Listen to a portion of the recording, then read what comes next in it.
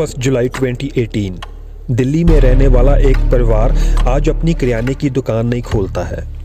सामान खरीदने वालों की बाहर लाइन लग जाती है, लेकिन आज किसी ने दुकान नहीं खोली। कुछ तो अब नॉर्मल था। जब पड़ोसियों की इस पर नज़र जाती है तो वे देखने के लिए कि परिवार में सब ठीक है उनके घर की तरफ जाते हैं। दरवाज़ा खुला था।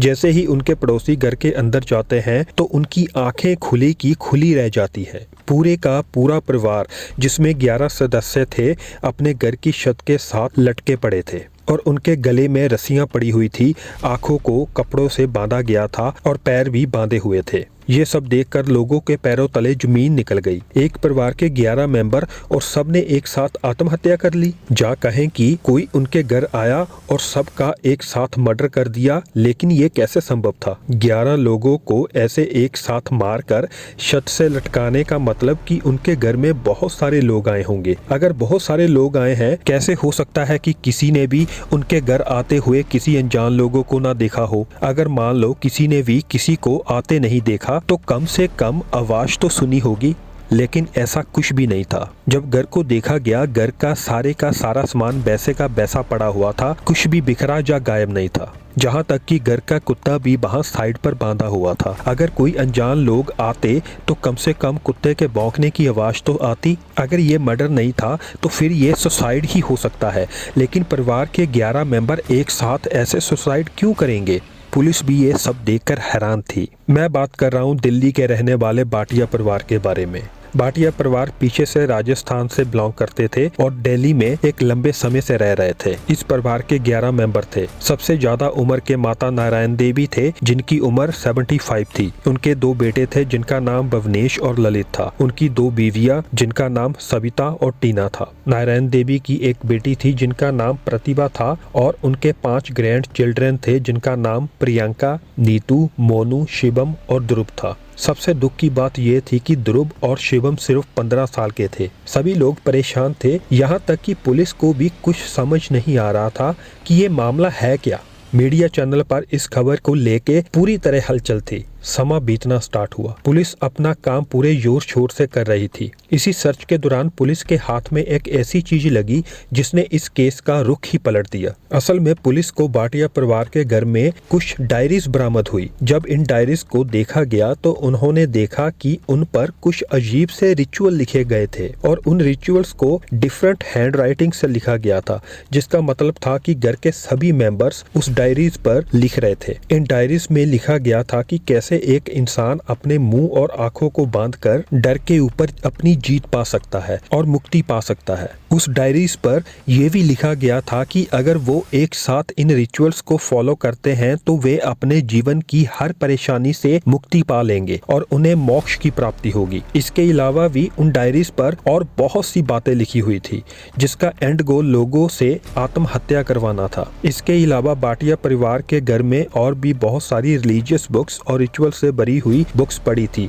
जिन्हें वो फॉलो करते थे। डाउट को क्लियर करने के लिए पुलिस ने उनकी डेड बॉडीज को पोस्टमार्टम के लिए भेजा। रिपोर्ट में ये सामने आया कि उनकी मौत गले पर प्रेशर पड़ने से हुई है। इसके अलावा उनके बॉडी पर और कोई भी निशान नहीं था। पोस्टमार्टम में सामने आया कि उनकी मौत का कारण सुसाइड है। अब ये सब सुनकर तो लगता है कि इस परिवार ने किसी रिचुअल को फॉलो करते हुए अपनी जान दी है, लेकिन इस कहानी में एक दूसरा एंगल भी है। सन 2007 में नारायण देवी के पति गोपाल दास की मौत हो जाती है। गोपाल दास की मृत्यु के कुछ समय बाद उनका बेटा ललित कुछ अजीब हरकतें करने लगता है। उसका बिहेवियर और लोगों के साथ इंटरेक्शन में काफी चेंज देखने को मिलती है। गोपाल दास ने बहुत साल इंडियन आर्मी की जॉब की थी। जब उनकी मौत के बाद ललित भी बहुत डिसिप्लिन में रहने लगा, तो वो अक्सर लोगों को यह कहने लगा कि उनके अंदर उनके पिता की आत्मा है। पिता की मौत के बाद इस परिवार में कुछ फाइनेंशियल इशू आए, लेकिन ललित ने उन सिचुएशंस को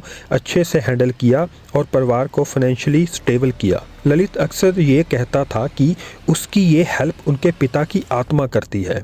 समा बीतता गया। एक दिन ललित के साथ एक दुर्घटना हो जाती है। ललित का अपना प्लाईवुड का बिजनेस था। एक दिन एक बड़ा सा प्लाई उसके सर पर गिर जाता है, जिससे ललित के बोलने की शक्ति चली जाती है।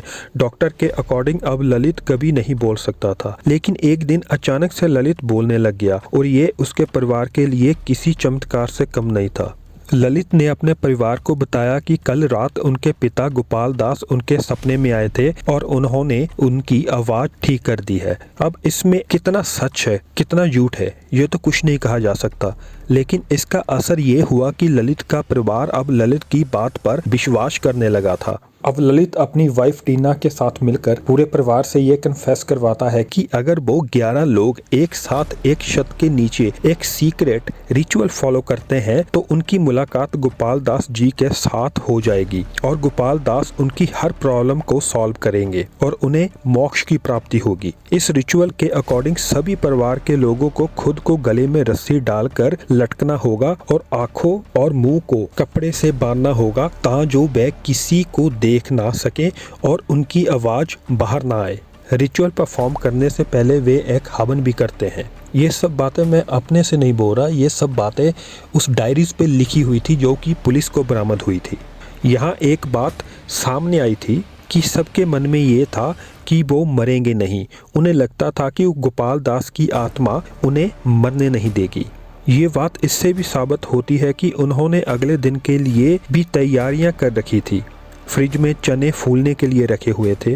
रात को कुछ रोटी होम डिलीवरी करवाई गई थी। प्रियंका ने अपने कपड़े लॉन्ड्री के लिए दिए हुए थे और बच्चों ने अगले दिन के लिए क्रिकेट मैच भी प्लान कर रखा हुआ था। सीसीटीवी कैमरास में ये साफ देखने को मिला कि वे घर के बाहर से स्टूल लेकर अंदर आते हैं ताकि वे खुद को फांसी लगा सकें। फिर ललित और उसकी वाइफ टीना ने सबके पैर भी बांध दिए और रिचुअल्स को परफॉर्म करना शुरू किया और ना चाहते हुए भी एक अंधविश्वास के चलते परिवार के सभी सदस्यों ने एक दुखदायक और डरावनी मौत को गले लगा लिया। दोस्तों, भाटिया परिवार एक पढ़ा लिखा परिवार था। घर में इंजीनियर भी थे, लेकिन फिर भी एक अंधविश्वास के चलते मौत को गले लगा लिया।